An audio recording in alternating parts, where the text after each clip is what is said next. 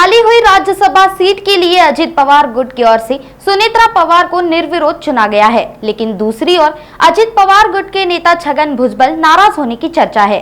इसी मुद्दे पर शरद पवार राष्ट्रवादी गुट के विधायक रोहित पवार ने बड़ा बयान दिया। अजित पवार गुट के लोगों ने हमें फोन किया और कहा कि उनके 18 विधायक हमारे संपर्क में हैं। उनकी पार्टी के लोग बेचैन हैं। जो विधायक उनके साथ थे, ब्रह्मा भी आ जाए तो उनके साथ नहीं रहेंगे। सुनेत्रा पवार यांना खासदारकी देण्यामागे काय कारण असेल? कारण काय असेल हे त्यांना माहीत आहे, पण माझ्या काकी म्हणून मी त्यांना अभिनंदन करतो की त्या आता खासदार झालेल्या आहेत।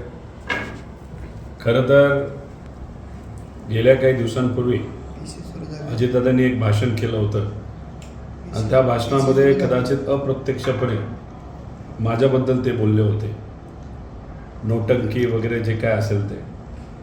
पण मी काल एक गोष्ट जी त्यांना विनंती केली, एक तर त्यांनी सांगितलं होतं कदाचित त्यांच्याच पक्षातले काही लोक हे आम्हाला फोन करतात आणि आम्हाला सांगतात की हे चाललंय ते चाललंय। आता मी जर नोटंकी करत असलो आणि त्यावेळेस मी सांगितलं होतं की 18 ते 19 आमदार आमच्या संपर्कात आहेत, तर एका अर्थाने अजितदादांनी सुद्धा ते स्वीकारलं आहे की कुणी ना कुणीतरी त्यांच्या पक्षातून आमच्या संपर्कात आहे। काल मी बोललो होतो की आजची परिस्थिती आणि त्यांच्या पक्षामध्ये जी अस्वस्थता आहे आणि जे आता नेते आहेत त्यांचा ब्रह्मदेवसुद्धा गॅरंटी तिथं घेऊ शकत नाही ते अजितदादांबरोबर राहतील। म्हणून घरात जर खासदारकी गेली तर मग कदाचित ते खासदारकी आपल्याकडे तर राहू शकते, म्हणजे दादांकडे राहू शकते। म्हणून काल पार नाही तर सुनीता बहिणींना नाही तर काकींना त्या ठिकाणी मी अभिनंदनसुद्धा ॲडव्हान्समध्ये केलं होतं।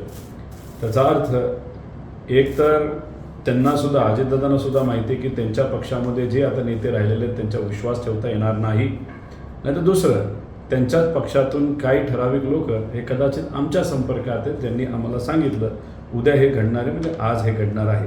त्यामुळे याच्यातलं कुठलंही काय खरं असलं तरी मी काकींना मनापासून अभिनंदन करतो की इलेक्शन लढत असताना त्या उमेदवार होत्या, जी काही यंत्रणा होती ती पार्टीची होती आणि ज्या पद्धतीने राजकारण केलं गेलं, ज्या पद्धतीने राजकारणाला खालच्या लेवलला घेऊन गेलं आणि BJP बरोबर दादा गेल्यामुळे तिथं जे काय झालं ते झालं, लोकांनी नाकारलं।